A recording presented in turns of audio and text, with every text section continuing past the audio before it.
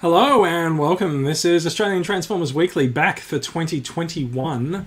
And let that roll around in your head for a while, because the only way to actually say the name of this year is to say that 2020 won against us. We're back for 2021. We're bringing you Transformers news from around the world, sometimes in Australian accents and sometimes with a couple of new voices. This is episode 223. We're recording live on Friday, January 15th, that year again, 2021. This week we will be talking about the new year and new figures, because there's a shitload of them all over Australia. Maybe not all over. We've watched Earthrise, so we're going to talk about it. So there's going to be quite a few spoilers, and there's a new Ultra Magnus figure coming, but he still has no cape, and we're probably not going to talk about that actually. All that and more is coming up in this week's episode of Australian Transformers Weekly.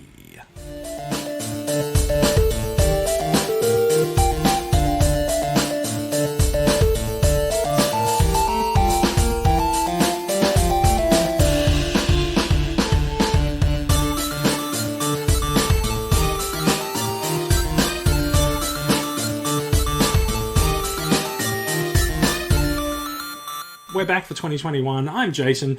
Joining me this week, we have a very full slate coming to us from Perth, Western Australia. We've got Bradley. How are you doing, Bradley? I'm doing well, thanks, Jason. Happy New Year. And how are you doing? The less said about my last month, the better. We didn't end up doing a final show for 2020. It was basically my fault. There's a lot of things that have been going on over the last month in TCCA that are kind of my fault. I've been in hospital and out of hospital. I was going to say, not your fault per se. They kind of are, but it's okay. I don't think it's a thing you need blaming for. No, that's fine. But there's definitely some blame to lay. And that voice that you could hear there is Daria coming to us from Canberra. How are you doing, Daria? Hi, hello, happy New Year to partners and listeners. We're doing good down here. Is someone stealing your car? No, my neighbour's stealing their own car. Oh, fair enough. Hopefully they bring it back. It's this annoying thing. There's a whole rigmarole, even just when he just starts it up. Fair enough. One of my friends from Canberra has just sent me a video of himself wearing a face mask with a digital LCD sign in it. So it must be a Canberra thing, right? We also have a new person joining us this week. Tony, you are in Sydney, aren't you? No, I'm mostly in Victoria, but I'm actually talking to you now in New South Wales. Yes. I'm so confused. Where do you live? In Victoria. No fixed address. No fixed address. This is why all of the things that I try to send you bounce. Right. Welcome, Tony. Tony Kim hangs out in Transformers Collectors Club Australia's Facebook group and makes a few randomly hilarious comments on a few things.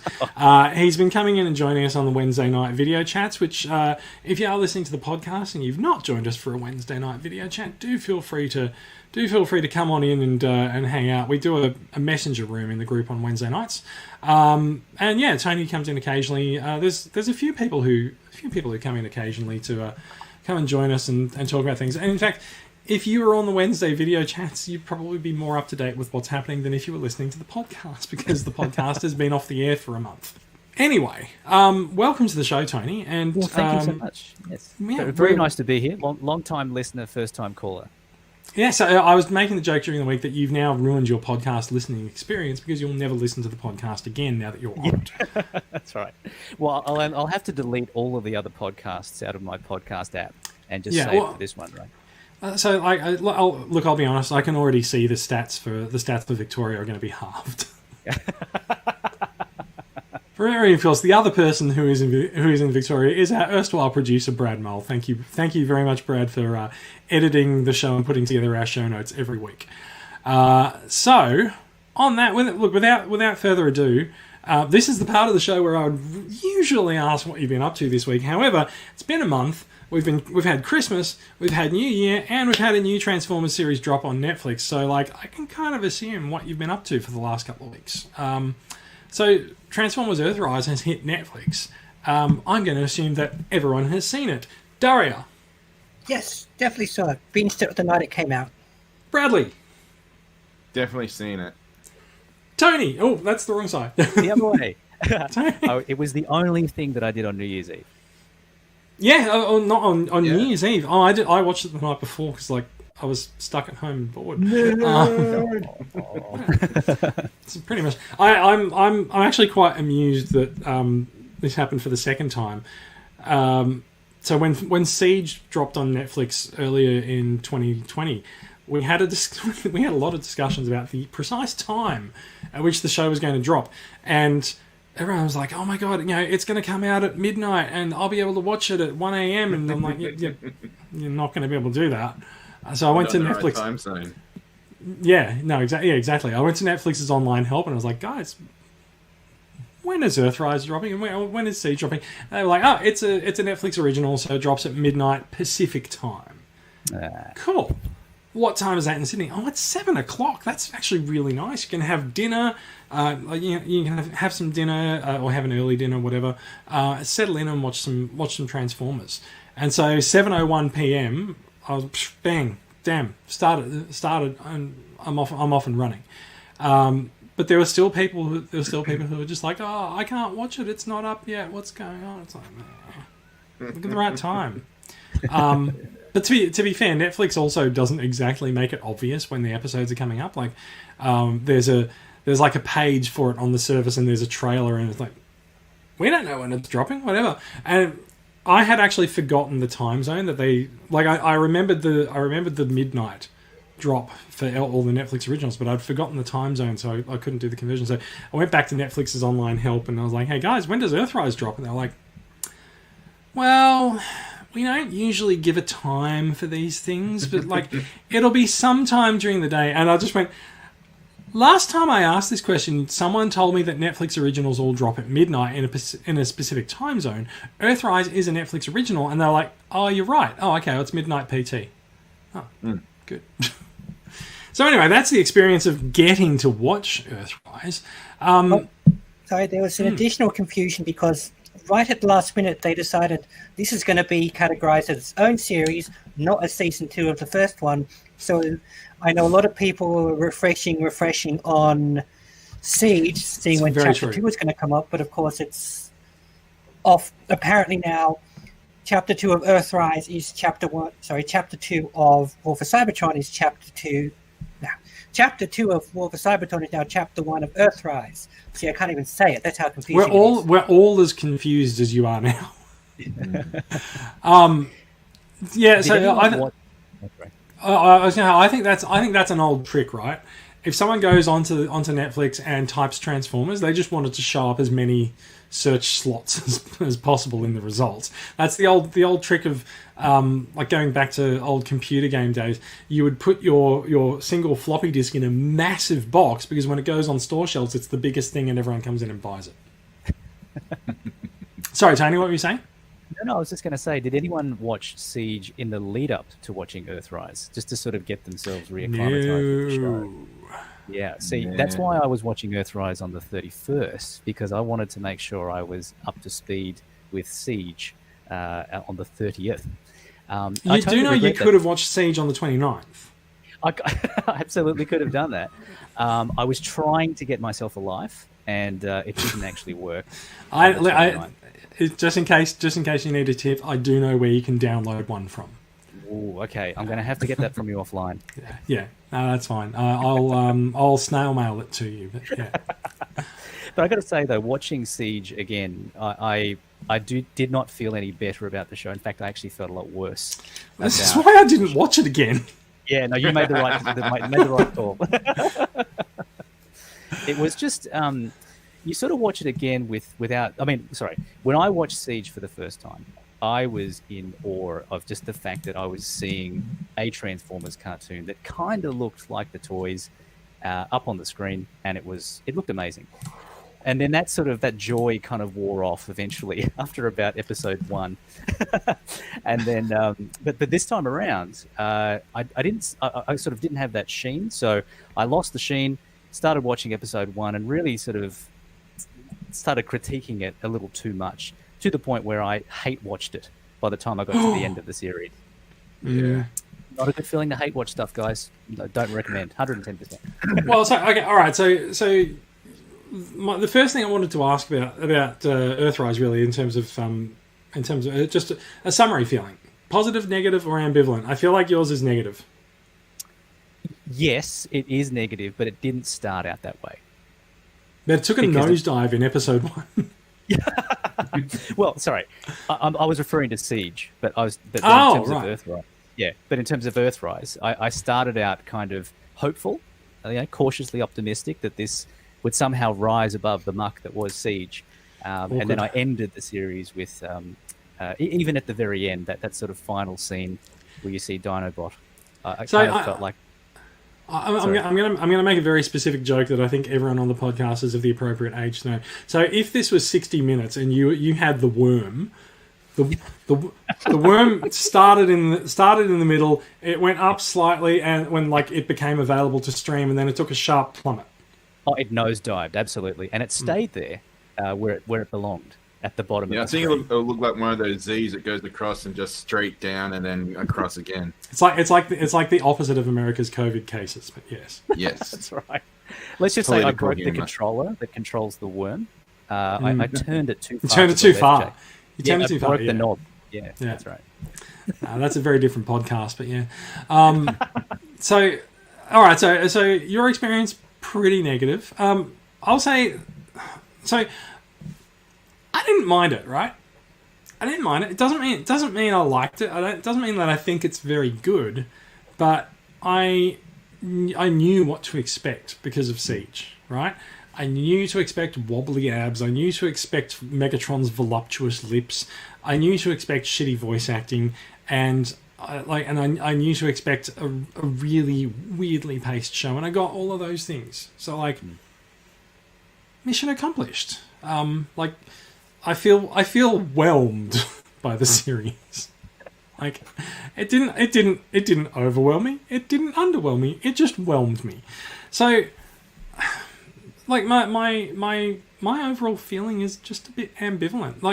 There are definite positives and there are negatives in there, but I don't care enough about the positives for them to outweigh the negatives. There's stuff that I thought was interesting, and we'll talk about some of those things as we go on.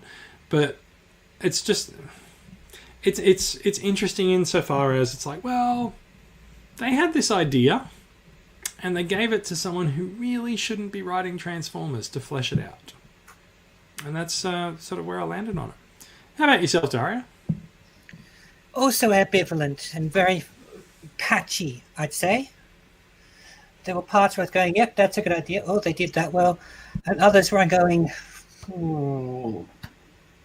can I skip ahead and just assume I know what's going to happen? I saw a mention in the Facebook group last night. Someone said that there are people on a particular forum somewhere who've suggested watching it at 1.5 speed.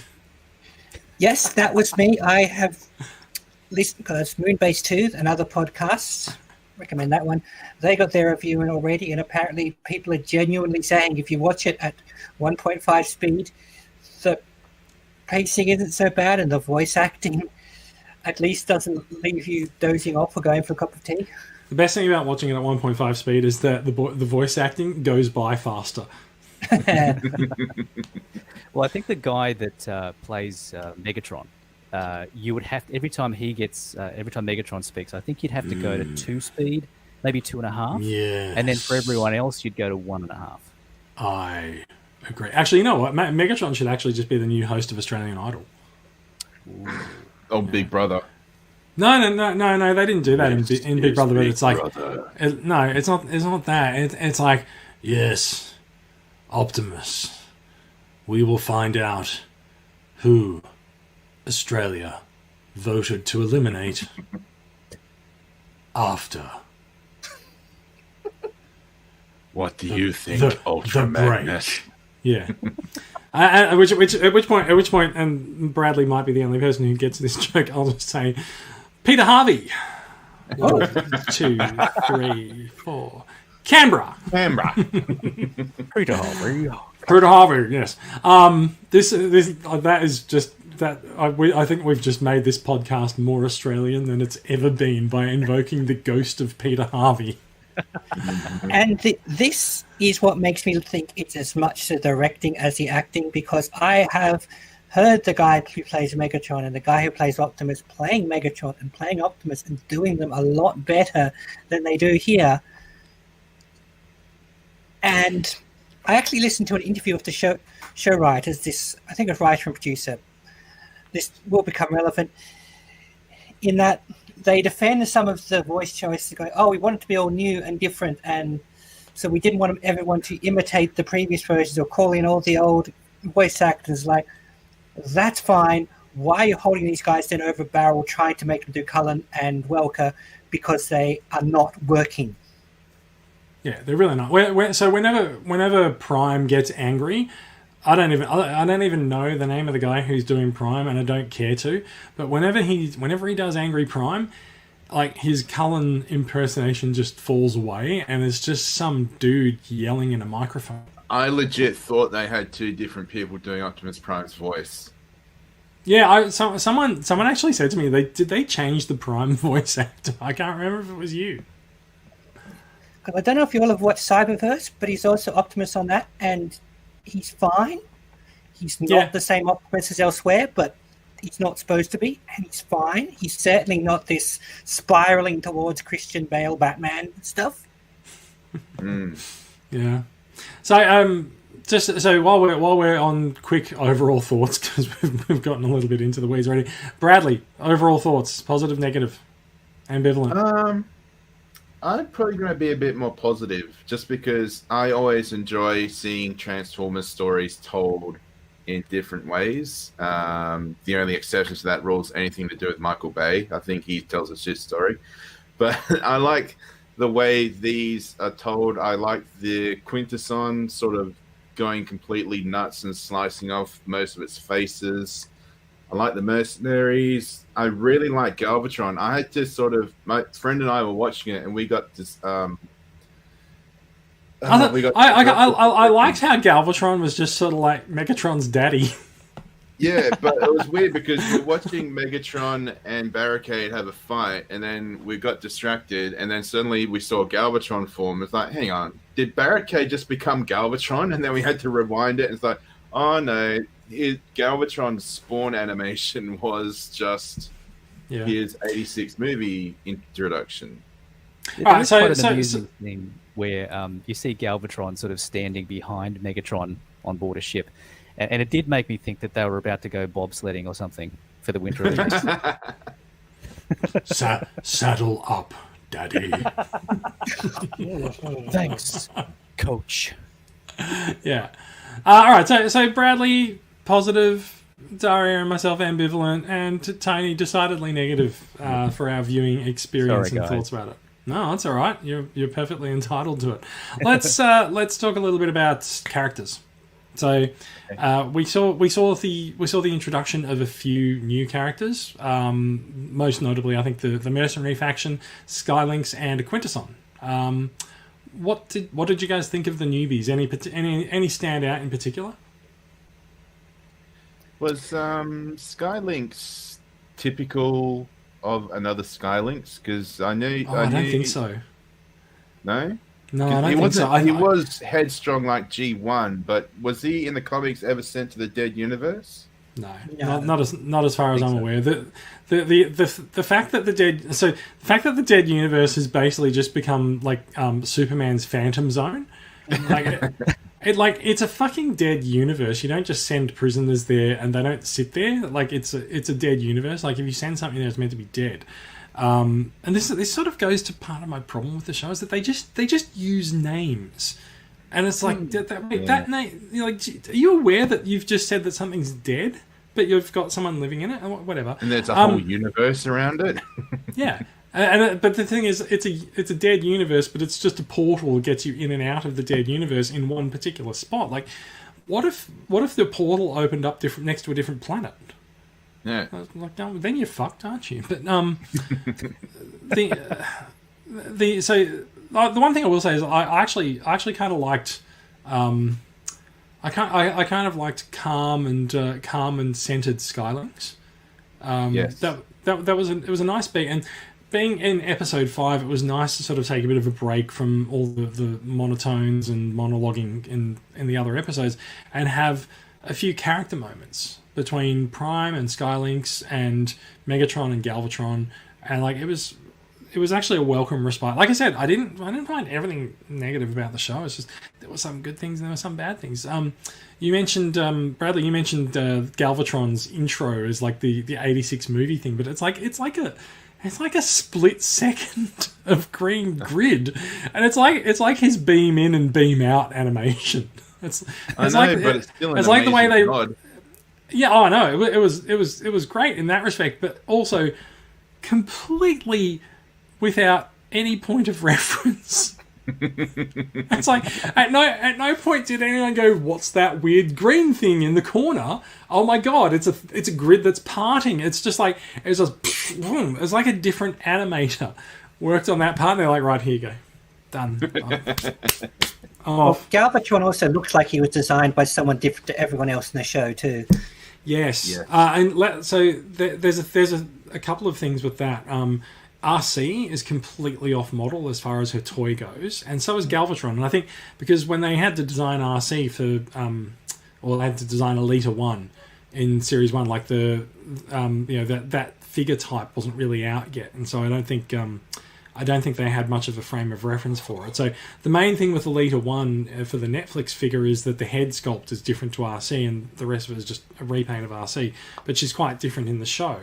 And so there were a couple of notable things, and also with Siege, there was no Cybertronian Bumblebee to go on as well. So like you can tell where they've received the CAD designs from Hasbro for most characters, and for some of them they're just like, yeah, just go nuts, do whatever you want. Oh, you've done that, okay, oh sure, whatever. We don't have time to redo it. And the aforementioned interview revealed that by this point the showmakers were quite ahead of the toys. So even though sometimes they knew there were toys coming, they had to go, look, we just got to put them in the show now, just make them look like what they look like, and we can't, if we can adapt to the toy, fine. If not, we just don't have time and just have to roll with it. I'm seeing a 86 Galvatron scene happening here then. See him in the movie first, and when you get the toy, it's completely different. Well, yeah. So I don't think the Galvatron toy that is rumored to be coming in Kingdom is going to look anything like he looked on screen here. Mm-mm. Yeah. Let's also call out. While we're talking about Galvatron, it was the briefest of mentions, and he appeared on screen and muttered an angry line. Unicron. Mm.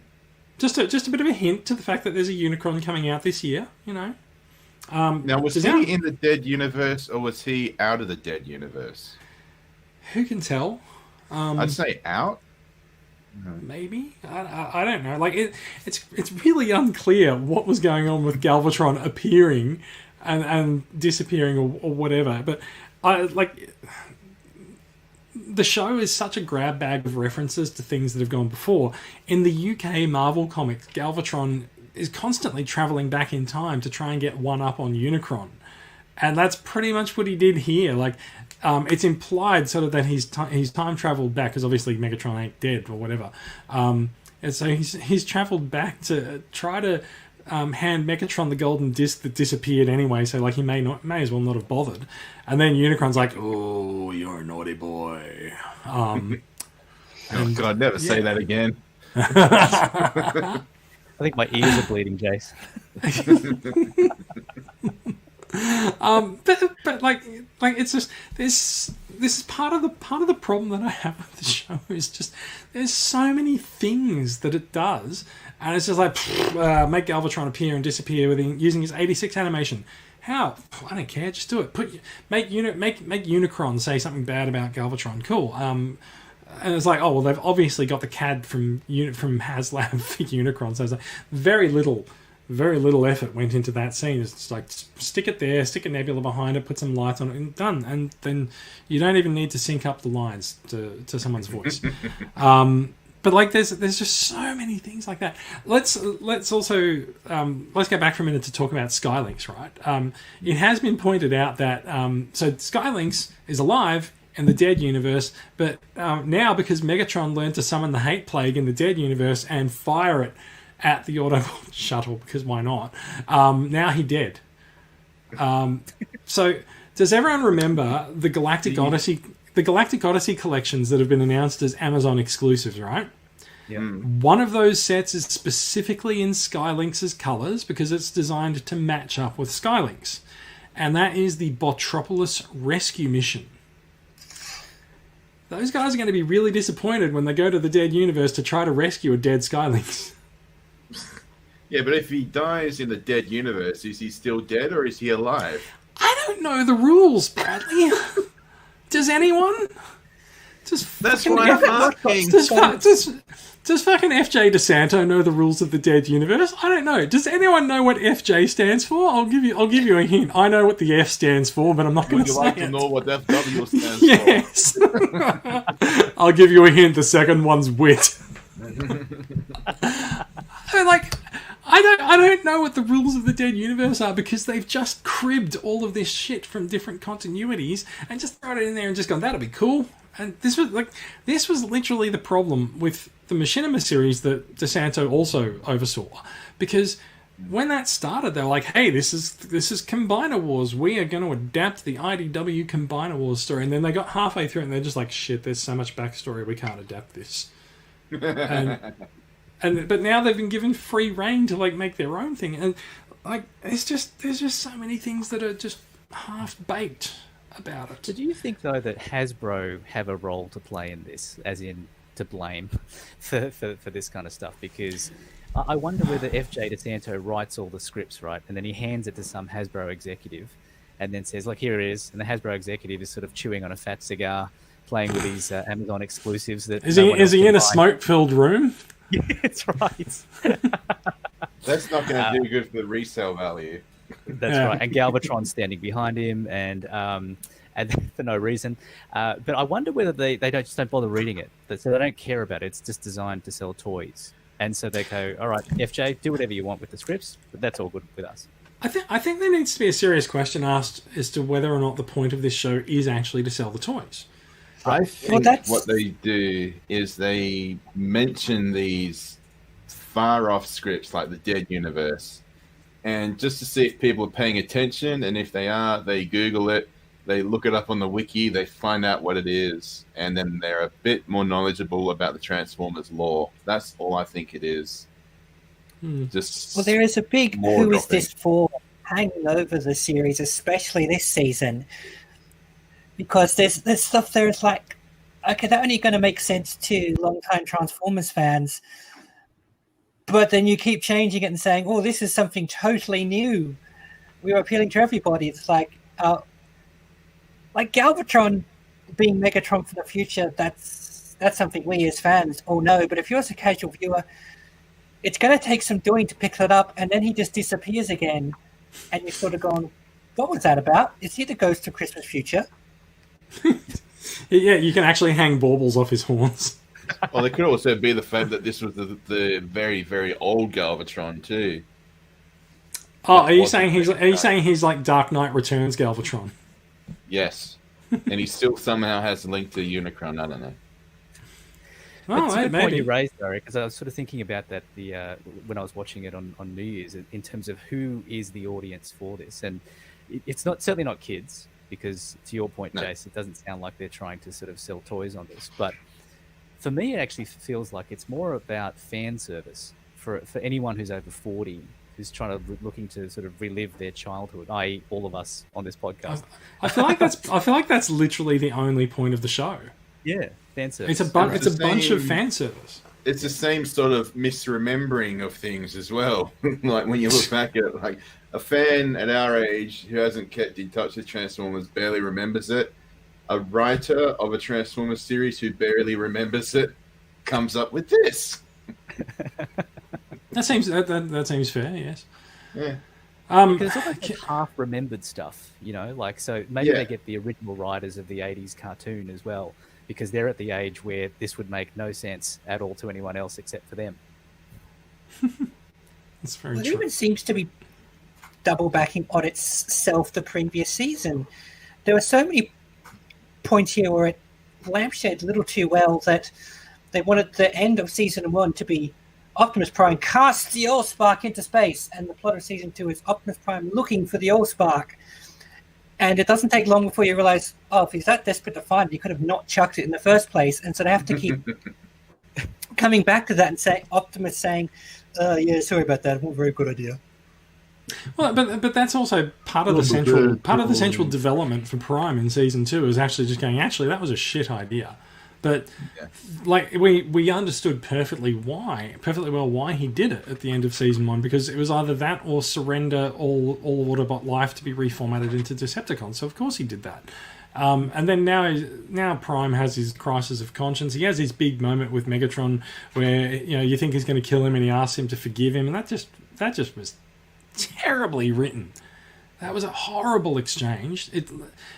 It's like it's like they're using cliches but thinking they're deep, and they're not. They're not clever and they're not deep because they haven't earned any of the emotion that they imagine people are feeling to go with it. And he only extends this to Megatron. If you're a repaint without a name or a voice, he just blow your face off. You're dead. They've killed Skywarp about 5 times on Cybertron as well. I think they killed Refractor a few times and Cog. Yeah. Whereas Megatron, it's a whole, oh no, if I kill someone, I'll be just like him. Can we ask why Megatron, in the flashback to before the war, when there's Prime, Megatron, and is it Elita? Ultra Magnus, like speaking to Alpha Trion, right? This is before the war, before everything went shit. Megatron's got his Decepticon faction symbol on his chest, and he's got the battle scars. Like, they didn't think to even fix that. The Transformer version of ripped jeans. I wear these. No, sorry. I wear these scars because they are trendy. Because they're scars. Yeah. After the break.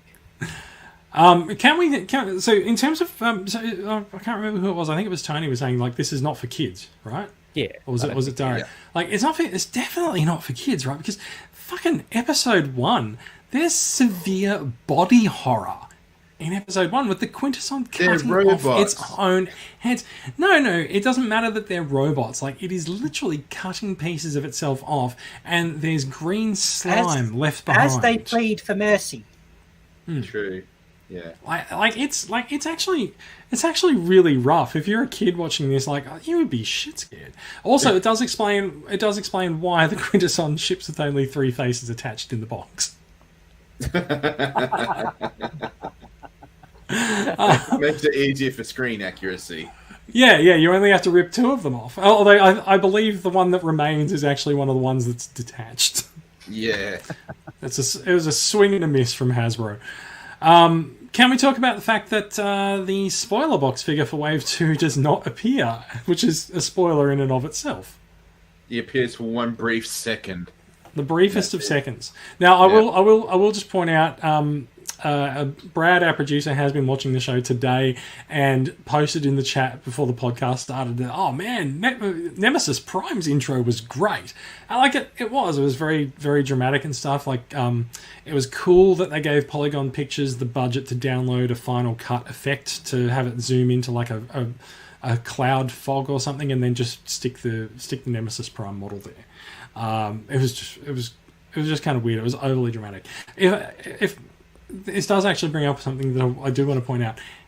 While they're really starved for character models in the show, because they keep reusing them, they keep repainting them and changing them and stuff, they're really starved for character models.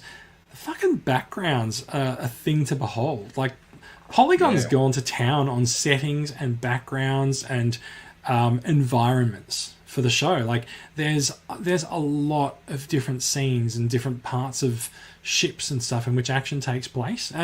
I find it a really weird juxtaposition that they've gone to such lengths to create the environments, but they're populating them with copies of characters. You want them to do like the Hanna-Barbera sort of thing, where it's like unique characters, but they're running and like in the background it's just a loop. They run past in a loop. Yes. Yeah. I mean, they're doing that already. They're reusing the same characters. But yeah, It's a question on where they were spending their money, though. If you think about like your comment around the background, sort of having a lot of the money put into it, I guess, but the character model's not necessarily doing that. I read somewhere someone commented about how it must have you see scenes where the Autobots are running away from the Decepticons, but they're not transforming. And in fact, yes. I think of the actual show, you don't really see that many transformations. In fact, people running away instead of converting to robot mode and rolling away. But it made me wonder, is it because it costs extra money somehow to actually convert that character model from the robot mode to all mode? And so they were trying to save money and not actually put as many transformations in? There's two answers for this. There's an in-universe answer and there's a production answer. Okay. The production answer is yes, it costs money to animate something There'll transforming. be more assets into the scene. Yeah. But also, the in-universe answer is actually that like transforming costs energy and they don't have any. Like, Megatron's literally harvesting energon from his own Decepticons to power his ship. And the Autobots have made a big thing throughout the whole of Siege that they don't have enough energon to repair people or power themselves. So, like, in the universe, you can actually, if you tilt your head, blur your eyes, and then look at the answer in a mirror, you can kind of make sense of it. And there's also the fact that they transformed to be in disguise. There's not really any disguises there. Everyone knows what everyone looks like pretty much. The only time you really see a transformer is like Jetfire. Certainly, so he can blast further away and take care of a Decepticon scout. But other than that, everything's just pretty much they hoof it. They don't. Do you think it's funny that they haven't reused Jetfire's character design? Because they've certainly reused all the sequels. Don't give them ideas, Jason. So there were a few characters in Siege that we pointed out hadn't been duplicated. It was Prime, it was Megatron, and Jetfire, and I would have said Omega Supreme, but I'm pretty sure that they actually had multiple Sentinels, like in the fog. They did, but I don't think they were actually like the same mold. Probably not, but yeah. But yeah, so now adding on to that, there's Scorponok in Season 2, and I did like Scorponok as a character, how he was a Transformer that didn't break free of Quintesson rule. It was just a very different take on Transformers' life. Let's go there with Scorponok, right? I hated the battles with Scorponok, right? Like he just wouldn't die. One, he just wouldn't die, but he was just this big fucking robot that's come out of nowhere and just, be angry. He's Grimlock. It's just like, me fight Quintessons. Are you Quintessons? And I'm like, no, you've just spent the entire of your lifetime fighting Quintessons. Do we look like them, mate? I don't think so. Like, why would Scorponok be confused about whether they're Quintessons? I couldn't help but laugh that when our heroes first stumble upon him, it's you, nameless guy who doesn't have a toy. Go and see what that fearsome noise is. The other thing, having mentioned the work that Polygon's put into environment design, right? You've got very specifically designed corridors throughout the ship, and then suddenly it's like when you get to the boss section in a video game. Suddenly they walk into this large, expansive area, and it's like, do you think they might encounter a giant transformer? Or something big is going to happen. Video game. I almost expect a little health bar to appear above Scorponok every time they shot. Yes. Yeah, or for like someone to be like, I've got a scan on his medical things and have a little thing display with every shot, But yeah, no, I really didn't like the Scorponok battle. I found it really confusing. To understand whether or not they're like every single Transformer, even like the Autobots and the Decepticons, both fought against Scorponok together, even though he's got a fucking Decepticon logo on his chest. But they both started hitting Scorponok with everything they've got, and it's like it's not even clear whether they had an effect. It's like Megatron fired his fucking fusion cannon at Scorponok, and it's like, whatever. But it's not clear whether or not they had an effect other than just annoying annoying him and then sending him falling down a hole, which he apparently comes back from, because like everyone who falls down a hole in Star Wars, you return. But like, I found the physical choreography of the battle with Scorponok just really not. It's not that it was confusing; it was exhausting. Like it was pretty straightforward, but it was exhausting in that, like, I don't know why I have to follow this battle so closely in terms of who's where, and they're like, go up to the top and try to think. I'm like, I don't care. Just like transform and fly up and try and shoot him from above. I don't like. You don't have to make a thing of giving them direction other than the fact that you're filling screen time, and that also goes to the problem of pacing with the show, because how many times did Scorponok come back for another 2-minute long battle? It was like 3 times. About 3 in or one 4 episode. times, yeah. Yeah, I was like, I've seen this. Like, don't do it. Don't do it again.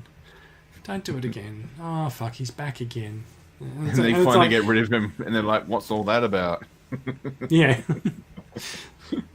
It's like, just yeah. I was. Everyone's like, "Oh my god, it's a battle with Scorponok. It's great." Like, fuck no, it wasn't.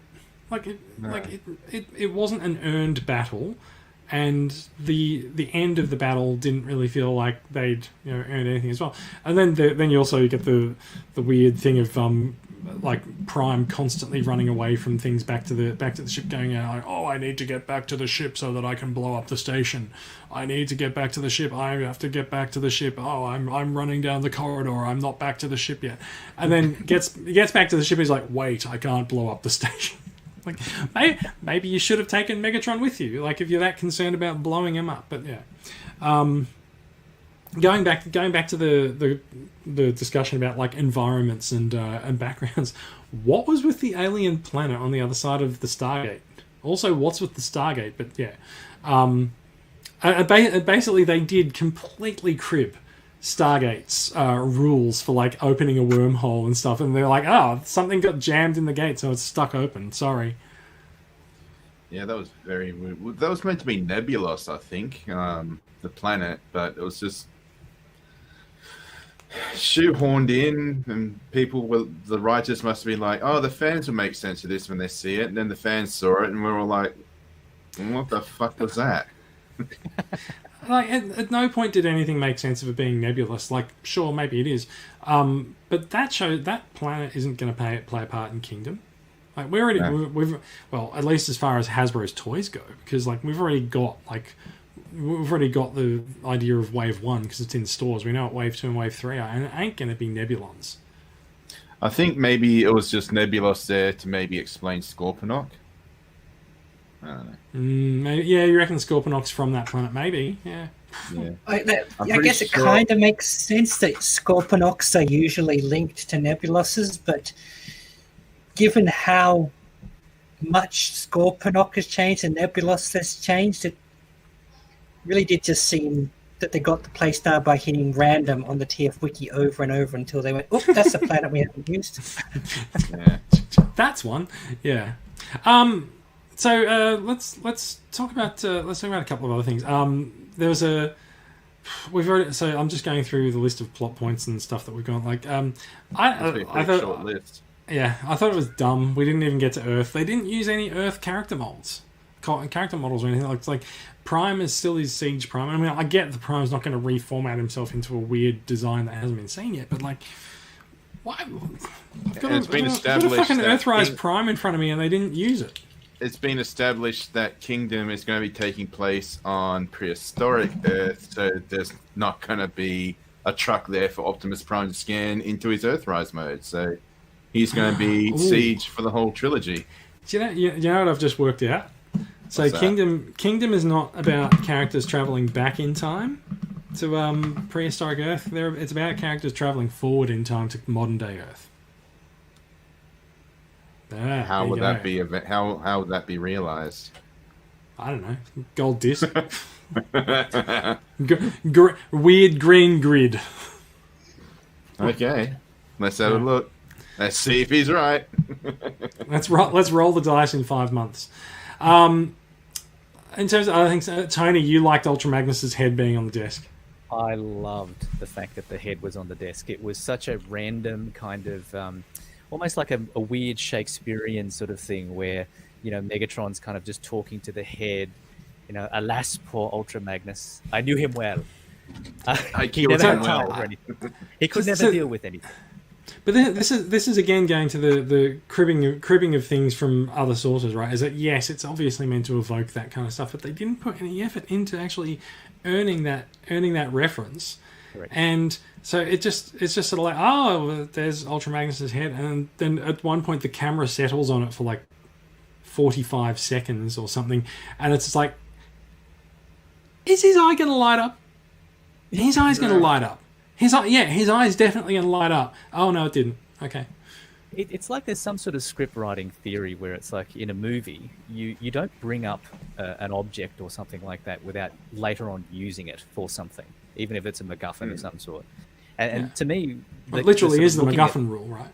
It's the MacGuffin rule, right. So, so seeing Ultra Magnus's head, for me, just felt like, okay, they're really going to do something with this now. Maybe he's going to come back to life. Maybe he's going to send out a distress signal, something. But then there's no payoff whatsoever. And I think this actually links quite well to your point, Chase, about all this stuff during the show never being earned.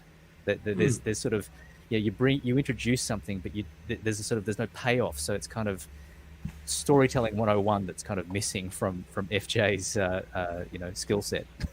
I think that might be more building towards Megatron as a sadistic bastard, having the head of his former friend and enemy. Right. But that's it. I mean, like you said, it should have built towards a spark in the eye or something, but no. Yeah. But here's the thing. Megatron's the bad guy. We already know this. Like having him leave Ultra Magnus's head around to monologue to does not make Megatron more bad. It just makes him a bit weird in the head.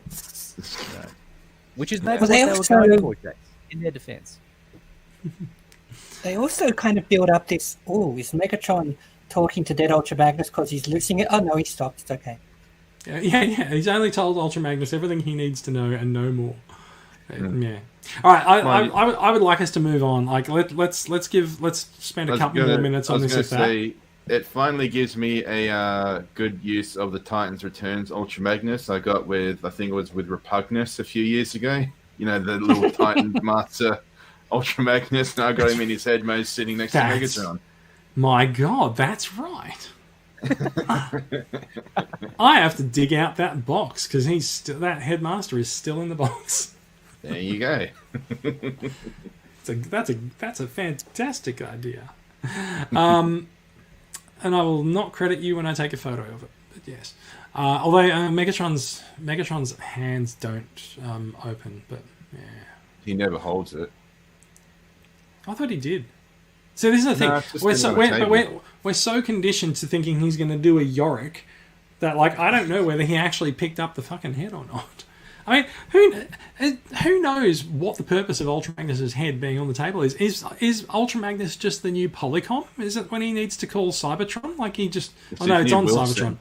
Yeah, it's his new Wilson. But did he install Ultra Magnus in the conference room table on the Nemesis? So like when Shockwave rings, Ultra Magnus's eyes flash or something. I don't know. Yeah, and he picks up one of Ultra Magnus's head cones. Yeah. I don't know.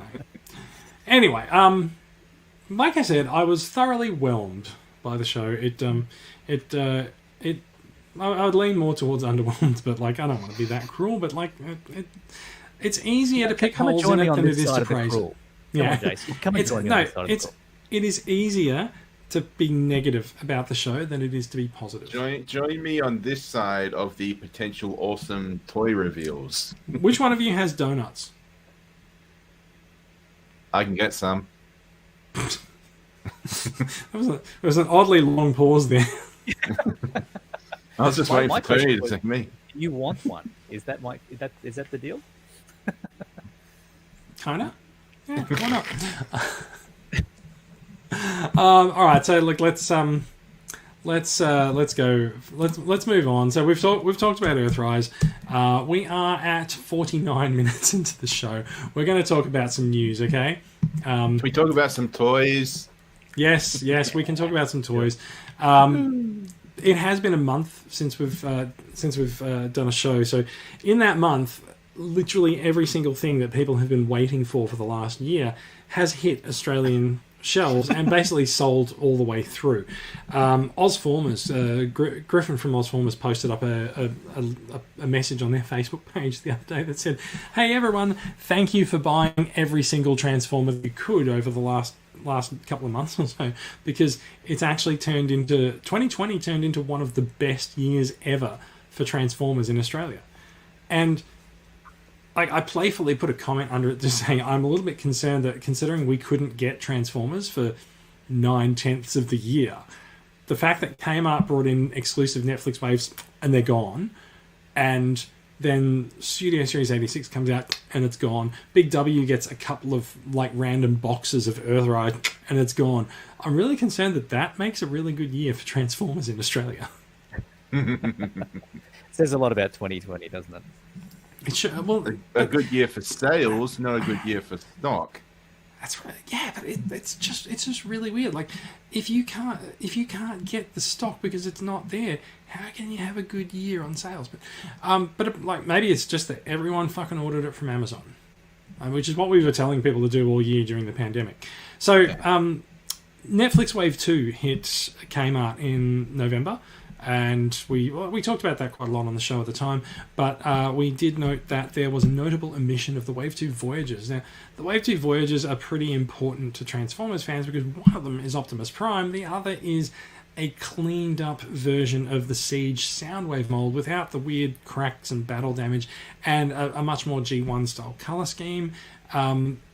Completely incongruent with his appearance in the show, but everyone loves a G1 Soundwave. So everyone was really up on getting that Soundwave, and they did not appear at the same time as the Deluxes, but they did come in about a month later. So sort of mid-December to sort of, I think, probably from about the 13th, 14th, and 15th on to around the 20th, 25th, like we saw this stock appear around the country. And we should also note that I'll note while we're doing this, I'm just going to put us back in the forum. We should also note that like Hasbro's actually managed to give us really good prices on Netflix figures in Australia. The Netflix Deluxes are $22 US. That's a couple of dollars premium over the regular deluxe price, but we still get them at $29. And the Voyager figures are $49 in Australia, but those are Voyagers plus 2 Battle Masters, and they're priced that way in other territories. They're priced at about $70 or $80. So we lucked out as far as the prices go for these guys. They did also release the Wave 1 Leader, which is the Dead Magnus, and he was priced at $89, where other territories have him priced at about $129, $130 because of the packed-in Battle Masters and Play-Doh. And the one shame about that is that despite Kmart having exclusive on Netflix everything, it appears they did not lock in an exclusive on the Wave 2 Leader because that's gone to Zing and EB Games and a bunch of other online retailers at the $130 price point. So if you are after the Siege Nemesis Prime, which you should be because it's a pretty shit hot figure, you are going to have to pay the higher price for it, unfortunately. It is worth it though with all the accessories. Yeah, like it's it's pretty cool. So the Netflix Wave 2 Voyagers came out. Then I'm going to put this. I'm just going to put the screen share back up because where are we? That's me. That's weird. That's the one I want. Then December the 11th, we cracked a world first because. As you can see here, there's a picture that Simon, who's TCCA's erstwhile president, went out and snapped a photo. He's went, and this is the behind the scenes story of this photo is that Simon went out to a toy store and he took a photo of it and he put it in the TCCA committee headquarters chat. And he's like, "Hey, look at these. Does anyone want these?" And Chris and myself in the chat was just like, "Holy shit, is that on Australian shelves? Like." Those are brand new. Those aren't meant to be out until February or March. Holy crap, that's Scourge and Hot Rod. So Simon snapped one of the two world's first photos of these on store shelves. There was someone on Ozformers who posted a photo around the same time at a different a different Toy Kingdom or Toy World store in New South Victoria. But yeah, so we got Studio Series 86, everything except the leader, first on the planet. Doesn't happen very often, but when it happens, wow. So yeah, Studio Series 86 figures are out in the wild. They've ended up at Toy World and I think the Kmart. places at Kmart and some of the places in New South Wales that are like Toy World but not quite Toy World, like Uncle Pete's and Casey's Toys and stuff. I think they've ended up with them as well. I'm not entirely sure, but there's been a massive snafu from Big W in that the Voyagers, for whatever reason, did not scan when people would attempt to purchase them, which has led to a lot of people being able to purchase Voyagers at the $29 deluxe price point, because Big W staff are not very interested in like looking up things properly when they go through the checkout. So yeah, there's been a couple of cases of people getting super cheap Voyagers, and if you're unlucky, then they will look up the right thing and charge you $49 for them. But like, if you're going to buy the figure, you should be willing to pay the right price for it anyway. So we've also got we have Jazz, Cup, and Blur, the Wave One, the other Wave One Deluxes for Studio Series, and they've popped up at different stores around the place, but you can generally get them for somewhere between $29 and $35. And there's been a lot of people who have been enjoying these figures. I think Bradley's going to talk about them in a few minutes' time, and yeah, so. World first, we got these figures before the rest of the planet. So can I just say, Jace, that cool. this event back in December makes me really proud to be an Australian. I got to say, I don't know how it happened. I don't know who did what to who in order to make it happen. But there's certainly rumours. Yeah, right? They involve Bradley apparently. No. So there's certainly rumours of what's been going on. I don't know how much I should say about the rumors, but like basically these were not meant to go on sale yet, but they did. They got shipped to toy stores, and they got put on sale in those stores, and apparently they shouldn't have it. Apparently Hasbro's really pissed about it because these should not have gone on sale in Australia before America. However, in the intervening weeks, they did go on sale in America, and so there was originally some plan to recall the remaining stock and take it back to warehouses, but apparently now that it's been released in America, they're like, kind of don't care anymore. That'd be like trying to put the toothpaste back in the tube, wouldn't it? Like once it's out, right? It is, but. It's more that they wanted people in America to be able to buy the toys first. So, like, if you take them off shelves, then you've stopped people buying them, even if people already bought them. So Hasbro was also apparently not very happy at Big W selling Voyagers at $29. That was also one of the reasons they were going to recall them, but that's been fixed up now, and Big W seems to have settled on $45 for them. So. Yeah, there's the price points are kind of all over the place. Just shop around and remember to price match. That's the best advice I can give anyone, really. If you look at the comments on this post over on the right hand side, there's a comment saying, "Holy shit, it's going to be like seagulls on a chip," and that's absolutely correct. It really was. Can I tell you a fun fact, Jace? After this photo was taken, so I was actually around that Fountain Gate area probably about 2 hours after Simon posted this. And as I walked into the store, there was a guy there, and I think on this shelf behind this photo, there were probably about 6 or 7 other hot rods there. And as I walked in, there was a guy, very well dressed guy in a suit, and he was carrying 5 hot rods. and I asked him, "Are you a collector?" And he goes, "No, mate, mind your own business." And then basically went to the front of the counter and basically bought the 5. And then the girl behind the counter basically said, "Look, don't worry about him. He's a collector. He comes in here all the time." And I suspect he's a scalper, but she went out the back and she pulled out another 2 and put them back on the shelf. So this is an interesting thing, right? So Simon received so many requests to pick these up and post them. He was in our chat just going, "I've cleaned them out."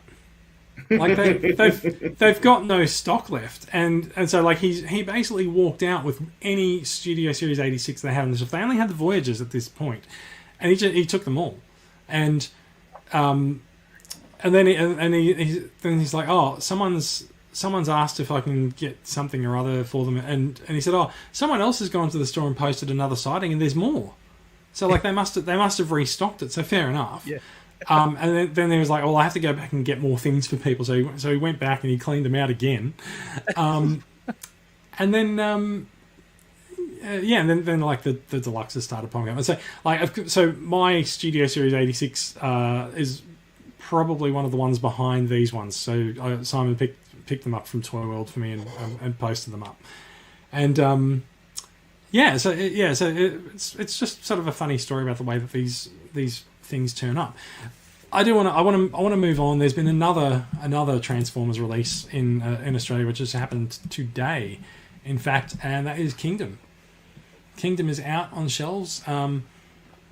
This is an exceptionally well stocked. I think it looks like Toymate. I'm not sure. I think it's made up. I know there are no toy stores that are that well stocked. It's possible this is a Photoshop job, but we can very clearly see Kingdom Deluxes and not sure if there's Voyagers. there's and Voyagers, and there's Cores over on the right hand side as well. So yeah, Kingdom is definitely out in the wild. It's going wild on store Sure, there's shelves not a everywhere. kick button. No, not that you have access to. So yeah, no. Kingdom's definitely out there this week. It's going wider. It should start turning up at places like Kmart and Myer and Target soon, and it'll be very interesting. So you can actually see. I'm just going to zoom in on this a little bit, which could well fuck everything up. So deluxe price point there is $34.95, which is pretty much what we expect these days, and the Voyager price point is still $49.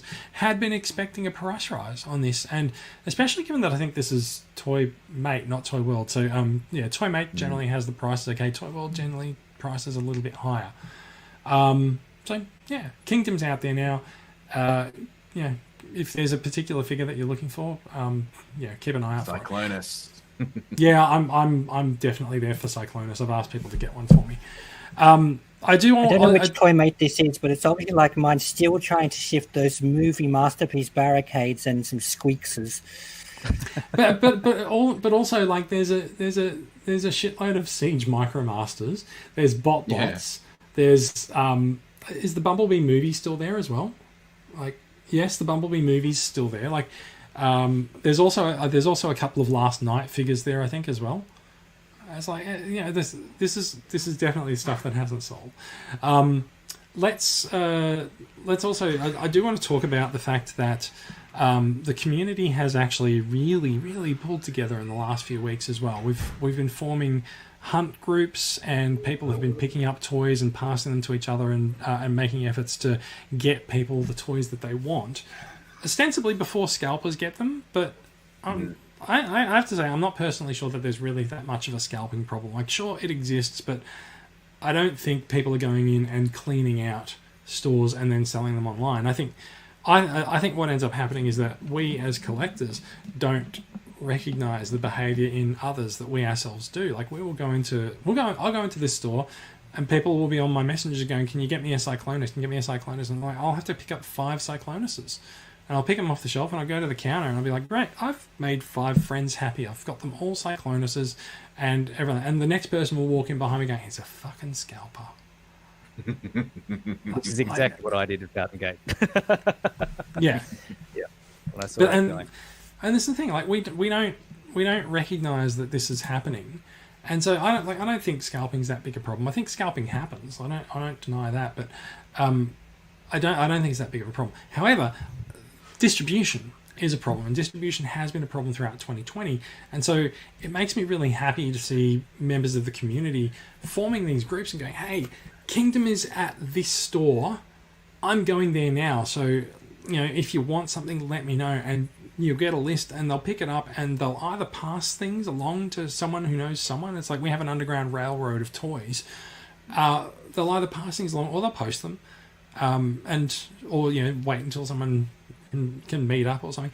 And I think it's really great. I really appreciate that members of the community are helping each other like this, because it's definitely not always been like this. And I really like the fact that these groups have formed. If you're looking in TCCA in the Facebook group, there's a tab at the top called Units, and it's meant to be like where you put educational things for people to learn about in the group. We don't really have that much educational content, but one of the things that we do put in as units is a list of hunt groups, and so we're trying to grow that list. There's a really great group in Victoria that's run by Brody Jaxis Borg. I'm not sure if that's actually his Facebook name. It might just be Brody Jaxis now. But you'll find that linked in there. So if you're in Victoria and you want to go hunting for Transformers, or you want to know where sightings occur, join that group. In New South Wales, we have a messenger group, so we do things a little bit differently. There's a messenger group, and people will post sightings and things like that in there. And people will do some dealing and finding things and organising to post on a chat basis, and then. And so that happens. A group has formed in southeast Queensland, and I've seen a couple of people in South Australia posting sightings, and I was like, you guys should form a group, please. Like, let's get that underway as well. So, if you're someone who actually goes out and visits a lot of toy stores and posts sightings in the group, please consider starting a local hunt group or a local sightings group, so that people can at least see where new figures are appearing in a nice, easy way. So the one thing I noticed is that when figures get released, and this happened with Studio Series 86, it's happening today with Kingdom, people just post sighting after sighting after sighting. So you come in at night time and you look at TCA and you're just like, oh, there's a lot of toy sightings everywhere, and it's all the same thing. It's like it's a photo of store shelves and the name of a store in a state that you're not in, and so you scroll past it. And so it would be really nice to be able to put the sightings somewhere that's meaningful for people in those local areas, where they can go, oh, hey, that's great, that store's around the corner for me, that's got a figure I want, I'm going to go get it. But also, oh, hey, if you want a Netflix Soundwave, let me know, and there's 5 there, I'll pick a couple up and post them to people.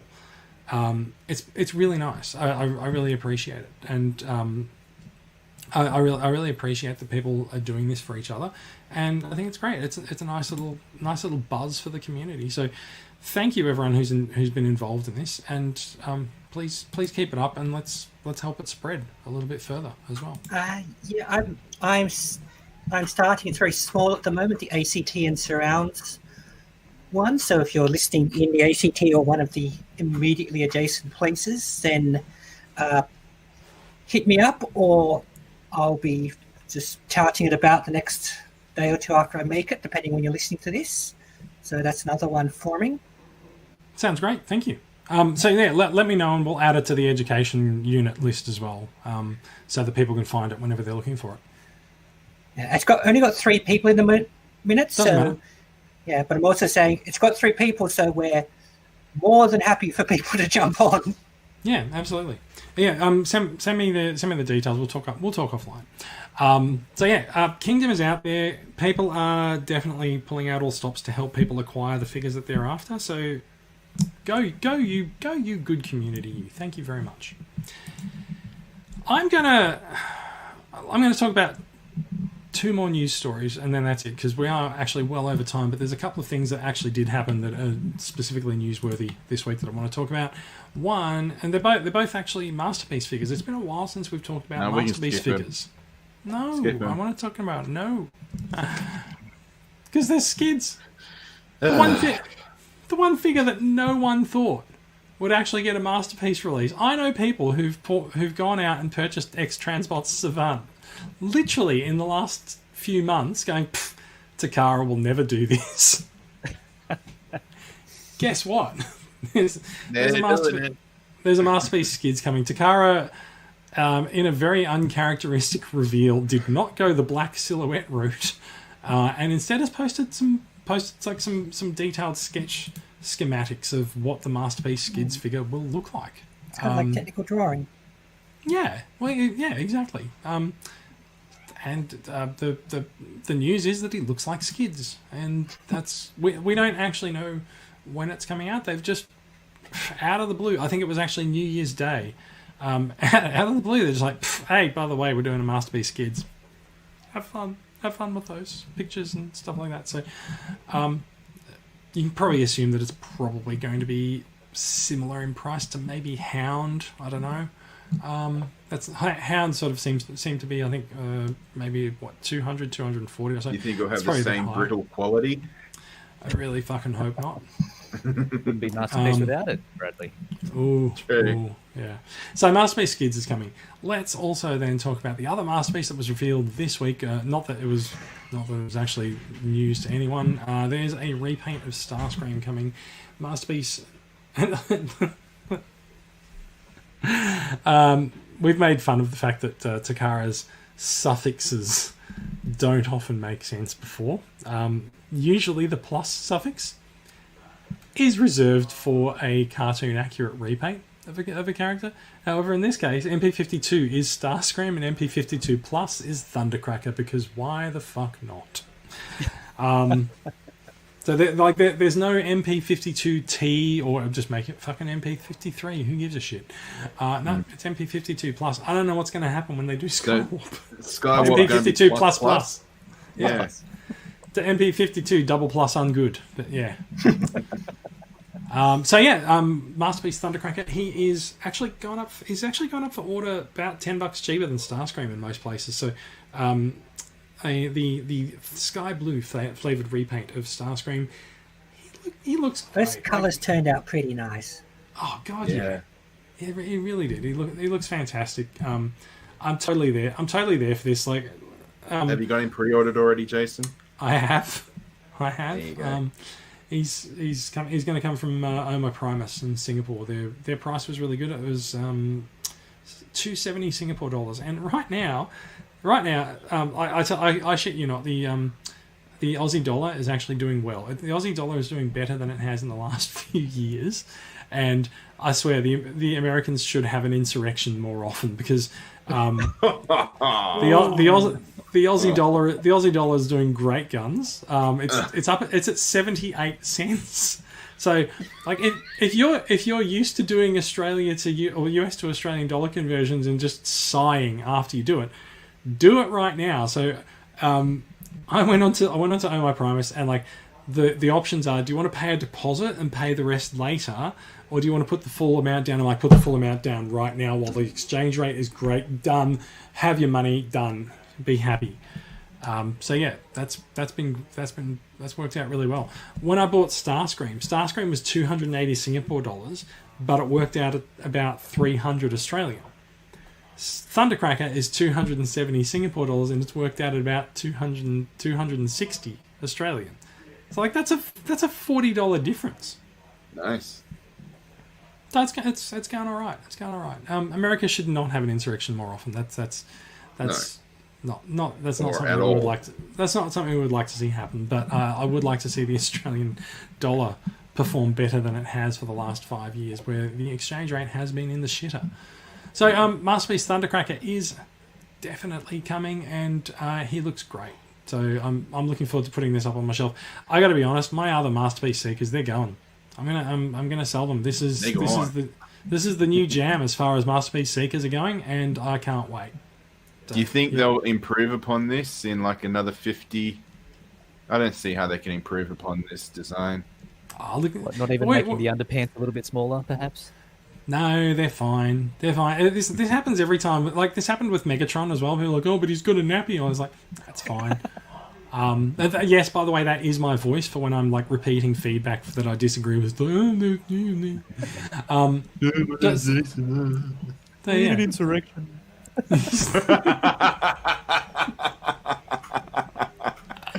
The US dollar doesn't look that great. Oh, somebody stormed the Capitol. Jamiroquai's become president.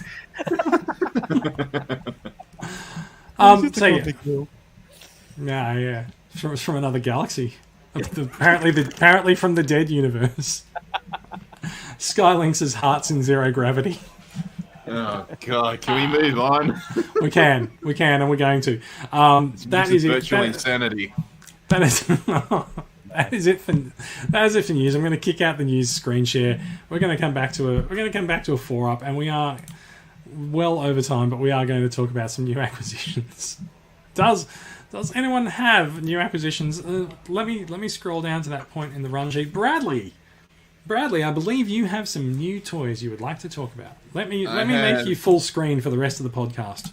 Yes, please do. I have too many to fit onto one show. So Jason cracked the whip and said, keep it to 2. So I'm going to keep it to 2 dozen. I've got the... That was my very clear instruction. Yeah, I've got the 86 movie line, Wave 1. I don't have Grimlock yet, but I'm very glad to have all these No toys. one does. Yeah. Grimlock's the one I'm after. Put them all Because into their... Grimlock. Put them all into their vehicle mode. I reckon they look pretty sleek and sexy. I do like Cup.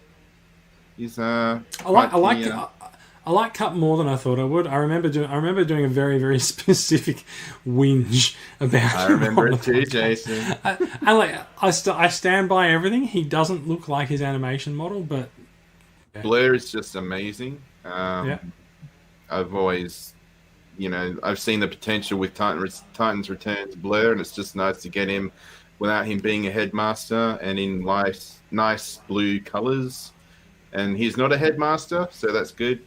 So that's definitely a win. Now we've got the Iron, aka Scourge. I always call him that because he's shaped like an iron. Yeah. He's pretty good. He can do the head pop-up thing, but that involves popping the sides out, and I'm not doing that. And I got Jazz. He doesn't have his speakers though, so someone will do that as an add-on, surely. Well, I mean, if you like speakers that much, you can just keep your Special Ops Jazz. Who else did I say I was going to show off? I've got Netflix Prime or Netflix. Yeah, bring him over. Bring him over. So we've talked about this guy a lot over the last 6 months. We were very upset when he didn't come out in October, November. And now he's here. You can get him. You can walk into an EB or a Zing store and pick him up for 130 smackaroos. And he's a really fun character. This is my first time with this mold. I didn't get the Optimus Siege mold, so I really like this mold. I really like the way the colors are done: black, red, green. I like the accessories. I did have the Power of the Primes Nemesis, which has since gone into storage. That thing's friggin' huge. Who else we got? I got Ratchet, got Exhaust, got Gigawatt, Ironhide. Which Ratchet is that? This is the Galactic Odyssey. Okay. Paradron Medics, yeah. Yeah. Gigawatt, Prowl. I got this guy thanks to you, Jason. Thrust. Oh, yes, Thrust. Are his legs stuck together? No, fair enough. Yeah, you can just jiggle them. Yeah. Cool. But I think I'll keep it. I think I'll keep it there because, like I said, I've still got more. But there are other people here. I've got to be considerate towards them. Yeah, look, I'm going to very quickly go through acquisitions because they've arrived, but I have not opened them. I'm still on screen. You are. See, I told you that was going to happen. So. Over in a box to my yonder off stage right, there is a giant box that is an Earthrise Scorponok. I got to admit, I'm a little bit disappointed at myself. I got Amiga Supreme from Amazon for $180 at the start of 2020, and I've just been not buying Earthrise Scorponok, going, nah, I'm gonna get it for $180. Start of 2021. And I don't think it's going to happen. So it's not. I don't know. I don't necessarily think it's going to happen. If it does, I'll be disappointed now because I now paid $280 for him, and that came from. That's all right. Yeah, it was all right. It came from Saviour's Toys. I've certainly seen him for much higher. Oh, definitely. Yeah, like going right over $400 at one point. Yeah. The cheapest or I have seen him. Cheaper, it's sold out. Yes, yeah, no, exactly. The cheapest I have seen him is $246 on Amazon, which was still like $60 more than I wanted to pay for him. But now I've paid $80 more or whatever, 90, whatever. But I've got him now. I feel every time I see him, I feel like he's a very different Titan, right? Like his colors are much more vibrant than the other Titans that we've got, and I feel like the detail on him really makes him stand out. And so I've just, every time I see him in photos, I'm just like, oh, I really actually want to put that in my collection. So for the price of impatience, I was happy to break my $180 Plus, rule for no Titans. stickers. Does he not have stickers? I don't know. He's still in his box. No, he doesn't have stickers, so there's a plus. Fair enough. Now I'm just gonna reach under my desk here and pull out. No, Andy's in the other room. Pull out a couple of things that I've got sitting under the desk for other acquisitions, which is the Transformers Red series, the robot enhanced design.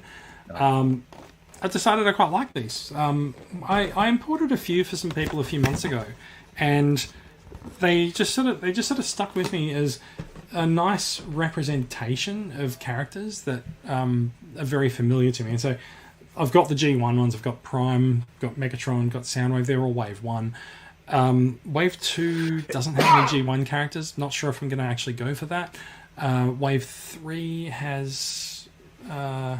Wave 3... no, that's Wave 4. I think. I don't know. There's a Bumblebee coming and there's a Coronation Starscream coming. Now, this is the thing about these figures. You can't get Wave 1 in Australia, 2 or 3, but the Wave 4 figures, the Bumblebee and Starscream, they are up for pre-order on Zavvi. So if you are into the red figures, you can start collecting them locally. That's definitely a thing that can happen. They're $39.99 each on Zavvi, so fairly reasonable as far as like 6-inch non-transforming figures go. That's sort of about the price point for Marvel Legends and Star Wars Black Series figures. So, do they have the posability? Like, are they do. actually Action Masters? They're not Action Masters because you can pose them. Yeah, fair enough. Yeah. So yeah, I'm gonna open these up over the course of the weekend and take some photos of them because I really liked them when I saw them a couple of months ago. So yeah, I'm very, very into those. Daria, let me not forget to change the camera. Daria, how are you doing? What have you got there for us? First off, my Christmas present to myself, which was also a surprise because I thought this order had been cancelled, is the Galactic Odyssey Paradron Medic 2-pack. So you've got your War for Cybertron, Ratchet, and Lifeline. And I'm actually pretty happy with them. I may have said before, I was lamenting the lack of a decent Ratchet figure, or at least a decent Ratchet figure that one could actually get the last few lines. So even though I'm not fond of this random vehicle part and calling it a shield thing, I'm pretty happy. Seems very common, doesn't it? Yeah. And let's be fair, Lifeline's got the same problem with her quote-unquote hoverboard on her back. Mm-hmm. But they're nice representations of the figures, and as someone who is fiction then toys, I'm pretty happy with finally having these two. Lifeline's just different enough from Generations or from Thrilling 30 RC to keep things interested. And also, unexpectedly, because I just spotted one on a shelf, which I did not think was going to happen, got Gigawatt. Oh, that's the other thing. Sorry, I should mention in terms of Transformers suddenly appearing at retail, Transformers collab Gigawatt just suddenly dropped on shelves across Victoria and Toy World stores for $60 after selling out everywhere. So great. Yeah, I'd given up on him because Amazon had run out and Zing had run out and everywhere else was in the eBay along to get this department. So I thought, oh, well, that would have been nice. But then, yeah, there was a stack of him just sitting on a shelf in a regular Toymate, and one of them's now mine.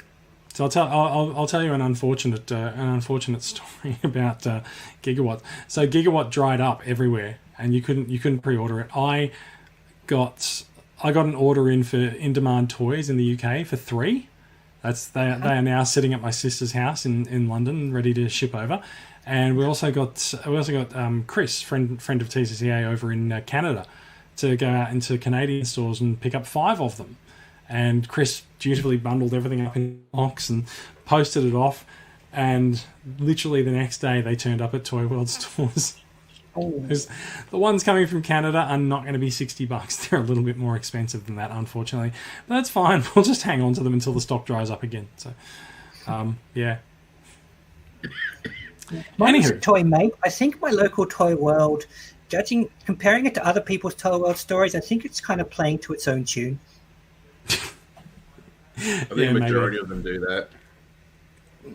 A lot of them do. Like I've asked Toymate about their stock situation before, and the staff behind the counter just said we literally don't know what's coming in until it arrives on the dock and we open the box. Because apparently the arrangement with Toymate is that like Hasbro just sends them stuff rather than them actually ordering things. Like every retailer probably has a different relationship with Hasbro. Who knows? But, yeah. Now I'm going to return us to the 4-up because Tony doesn't have a camera. Tony's identity is shrouded in mystery, by the way, everyone. Like he's like the dark horse of the collecting community. So, Tony, we're gonna ask you a little bit about your collecting habits since you are the new kid on the block. Yeah, of course. What is it that you like to collect? So I used to be a collector of the old, sort of the original G1 figures, back when they were. There was a lot more quality control and they were built a lot better.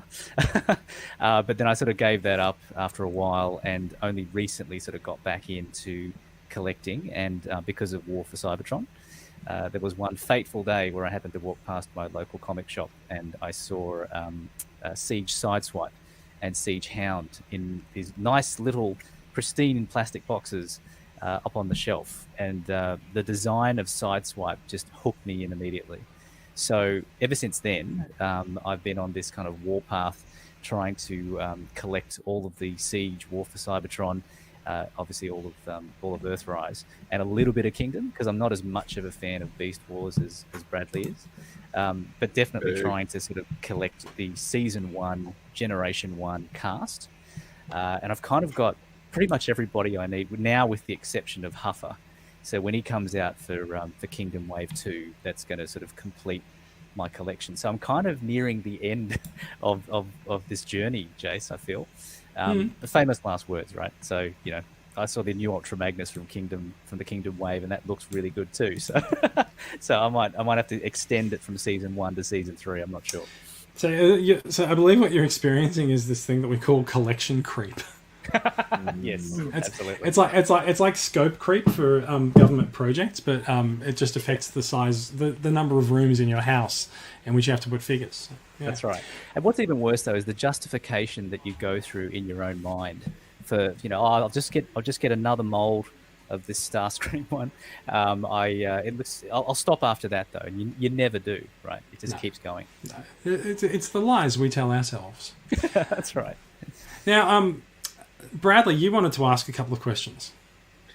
Yes, very interesting. Well, since you're new to... in Soviet Russian, questions ask you. Well, I don't know if this would be relevant, but it's what I like to ask. Holy Grails with collecting.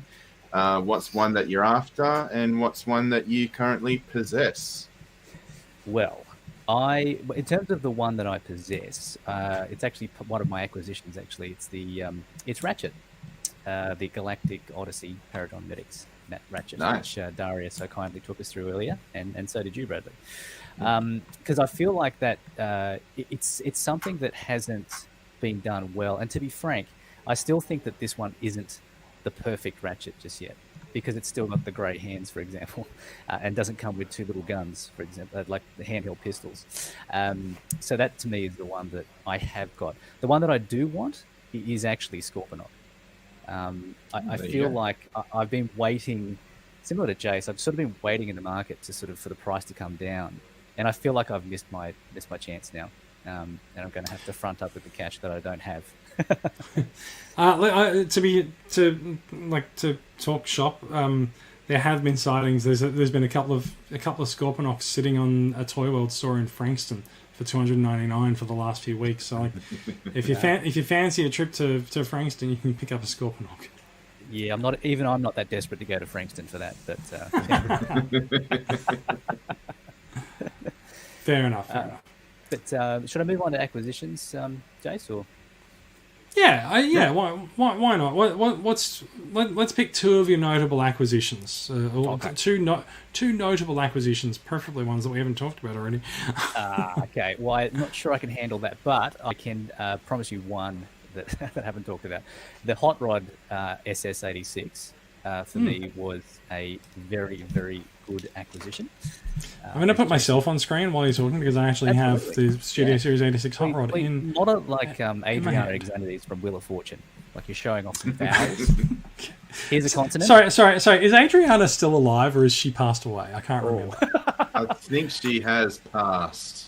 So, okay. so the reason I want to point this out is because they had her on a season of Celebrity Big Brother, and it was notable. She was notable on it because she would carry like an aerosol can of air freshener around with her, and there was a point where basically she farted and sat it bolt upright and then just sprayed the air freshener.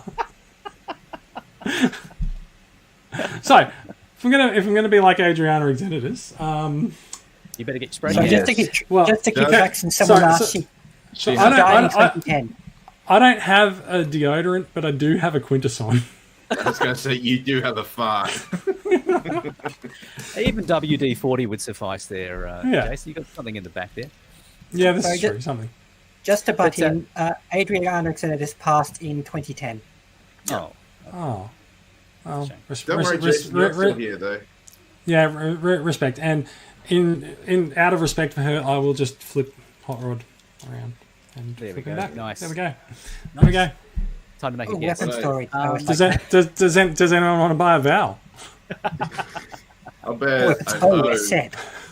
No, I'm already bankrupt, so I can't. Yeah, that's good. That's why you can't buy Scorponok. That's right. But the thing I was going to say about Hot Rod, though, is I noticed, and you can check on the TCCA Facebook page, there was someone who had suggested a bit of a hack for Hot Rod when you transform him into car mode or alt mode, where the As front- Jesslyn Bell, I believe it was. Okay, cool. Yeah. Yeah. So the front of the car obviously doesn't sort of necessarily sit flush with the headlights, particularly on the sort of the right-hand side. And I had that problem for a while. Now, I didn't do Jesslyn's fix, but I did find my own fix, which is that if you actually look at the underside of the car, and I know you've got it in robot mode, Jace, so you can't do this, but I've got there mine are in two car little mode. grey... Oh, you've got it? Here you go, Bradley. Yeah, awesome. So if you have a look under the hood there, see those two little grey columns next to on the inside These in two? there? Yeah. Mhm. The only thing I had to do was make sure that they were at a proper angle, that were tilted back, like up towards the top, and then straighten up the arms so that they're straight. And then everything sat flush for me. This is actually something that I found a bit funny with Hot Rod, and I'll put myself back on for this because I have them in robot mode. This is possibly a little bit more pertinent. So, looking at Hot Rod, where's my camera? There. If I put it there, I can't really see. But so Hot Rod's shoulder assembly is actually quite unusual for a modern transformer, because you can actually move his shoulders sort of a little bit forward and backward according to the poses that you want him to have. So there's a bit of a free form there, and then you can also then rotate the arm around there and around there, and so that's why you sort of move it around a bit there, because it doesn't really like swinging forward and backward. But I feel like what you're talking about is making sure that these shoulders are actually lined up properly in car mode, and maybe that's part of the trick to it as well.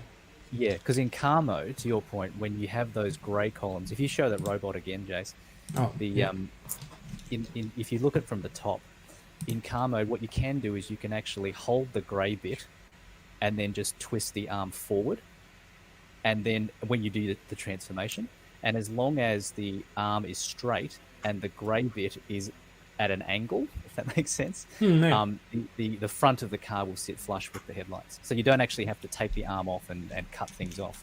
Yeah, I see. Although that was a good solution as well. I feel like the shoulders they're quite stiff out of the box, but I feel like the way that they're constructed is that they will become looser and easier to move over time. Like for mine, the left arm really doesn't like moving, doesn't really like rotating up, but it will over time. Like, you know, I guess the more I do that, the easier it will be to rotate. I have heard, however, of people actually breaking the yellow parts in there and in trying to move the arms around. So do be a little bit careful with it until it loosens up. Yeah, I did. That actually happened to me. It didn't break, but the actual arm popped off. So that little grey bit kind of sits in a slot that's in the rest of Hot Rod's body. So anyway, the second one for me, just moving on, is Kingdom Cyclonus. So I did. Do you know what, Tony? I really wish he had a camera. Yeah. I'm really sorry. I've got to say though, I am the world's ugliest man. So I have a little trophy. No, that's me. No, well, no, I think I'll beat I thought that was Holly from Red Dwarf. Norman, love it. you. Nice. But Kingdom Cyclonus was the one that I got, and I got to say, first of all, the packaging is amazing, which we've obviously seen across all the photos. I got the nice little card that kind of came with it. It was a picture of Primal, I think it was. But the thing about Cyclonus to me, is just not the size of him, and the chunkiness of him is amazing.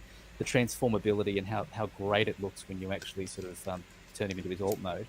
But there's one. I just want to say, like, also on that, like, I've picked up. I've got 86 Scourge here as well. Scourge is a really, really nice Voyager. Like, so Hot Rod is the size of a deluxe figure. He makes up for it with accessories. And so I unpacked Hot Rod and I was like, oh yeah, blah blah blah. And then I opened up Scourge and I'm like, holy shit, this is really hefty. There's so many like joints move around. There's articulation, and it's great. Like, they really are impressive figures. And like, Cyclonus is like Scourge's brother from another Transformers line. But so yeah, like the same things are going to apply to Scourge and Cyclonus. Yeah, and he scales really well next to Scourge as well, because I've got him. But the only thing that was slightly odd is that if I sort of stared at Cyclonus long enough, his face is quite elongated. It's quite long. It's kind of like the cup problem that you were talking about on a few podcasts ago, Jace. Where you thought, is he the blur problem as well? Yeah, I guess so. Yeah, the blur, sort of the really long face. But to me, he actually, if you stare at his face long enough, he kind of looks a bit like a Cybertronian cat. He has very sort of cat-type eyes, and it started to freak me out, because then as soon as I thought that, I cannot not see that anymore. Well, he's also got the two ears. That's right. Exactly. So yeah. So maybe Cyclonus is a Cybertronian cat. I mean, he's Galvatron's lapdog. That's true. Maybe you should ask Andy. Kitty? Yeah. Doing anything. Yeah. So yeah, very nice. Yeah, I Kingdom Cyclonus is one of the Kingdom figures I am looking forward to getting. I have asked people if they can acquire one for me, so hopefully I'll have one in a few days or time. We'll see what happens. I think that's it for new acquisitions. We are, as I've said several times in the last half hour, we are well over time, so we are going to bring this little show to a nice close. Small bit of club news. As I mentioned, I am the reason why a bunch of things are running late in TCCA at the moment, and the 12 Days of Christmas giveaway that we were hoping to run before Christmas, we will be running that this weekend, depending on when you're listening to this episode of the podcast. Yes, my apologies for the late drawing of that one, but unfortunately it was unavoidable. And that also will mean that we will then be starting the year with a clean slate and starting up some new fundraising activities.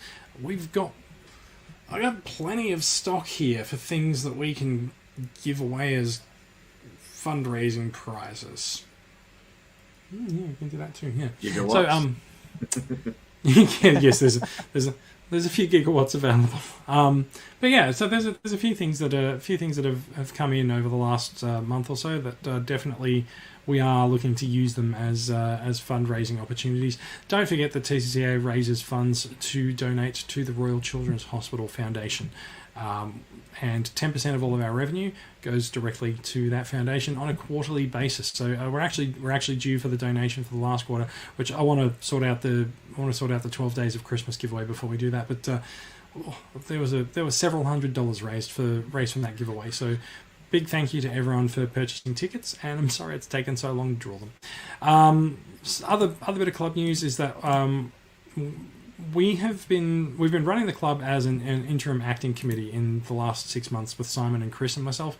The club does have a constitution that states that members do need to be elected to positions. So we did send out nominations, and we have been holding elections for 2 positions. So those elections are now over, and we will send out the results, and we'll have a newly elected committee for at least the tail half of this year, and we might. We'll see how that goes going into the next financial year of the club. So yeah, new committee will be announced shortly via email, and that gives you a bunch of people that you can email if you're having issues with acquiring figures, or if you're having some issues at a state level and you want to get some advice on shops or things like that. That's about it. Does anyone have anything that you would like to add before we finish the show? If not, then you're not going to be able to talk about it for another 3 months when we do the next episode. As the relative newbie on this panel, I'd like to say thank you for the opportunity to come on board, Jace. I really appreciate it. Had a lot of fun. You're welcome. I hope you come back. Yeah, wait, absolutely. did I just see you leaving the chat? Shit. Okay. Come back. Tiny's just like the gif of Homer disappearing into the bushes. That's right. All right. That's it. I'm gonna do the outro. So thank you for listening, everyone. And I have been able to see. So we've actually been simulcasting tonight on YouTube and in the Facebook group, and I'm not sure if you guys can see, but there's actually been a ton of Facebook comments coming in from people in the group. So thank you, people who've been watching us live on. It'd be nice to see them. Yeah. So they all come from Facebook user because no one's followed the instructions to connect to StreamYard. Yeah, I see them.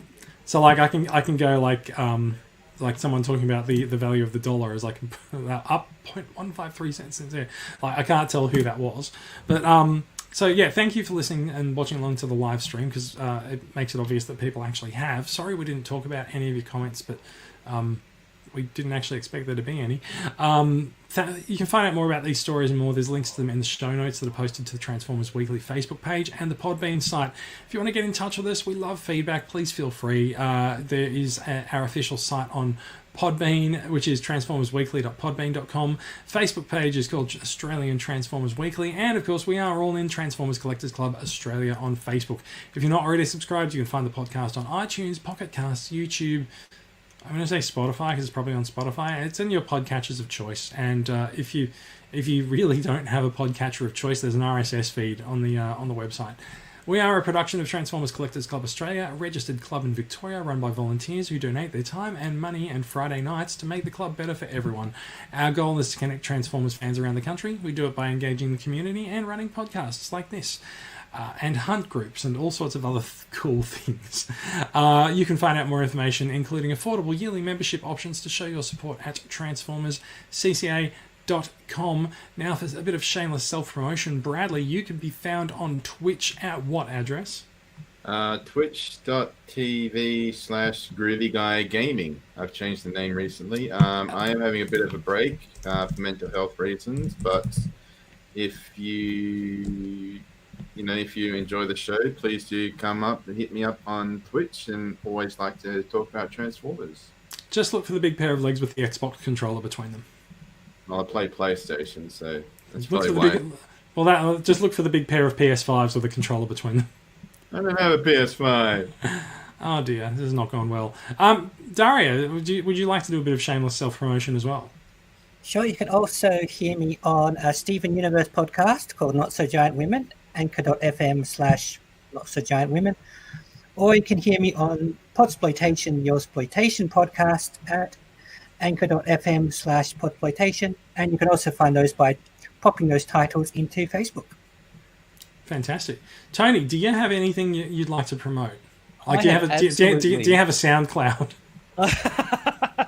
I have a Tinder profile, and no. Oh, dear. I have absolutely nothing to promote. You will find me, though, on the Facebook page for the TCCA. I am often lurking around at your nearest coffee bean as well. So if you see me there, say hi. Fair enough. You'll find me on Twitter at JM77. You'll find me in Transformers Collectors Club Australia, and you might occasionally find me making appearances on the Toy Reel podcast. You can find that at youtube.com/toyreel, and you can also search for Toy Reel on Facebook.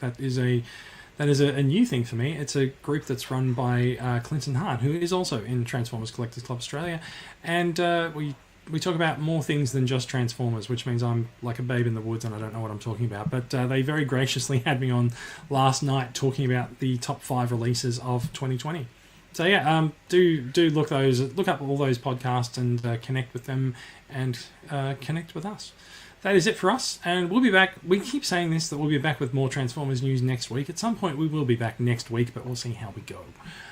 Thank you for listening, everyone, and that's it for us. And bye-bye. Bye. Bye.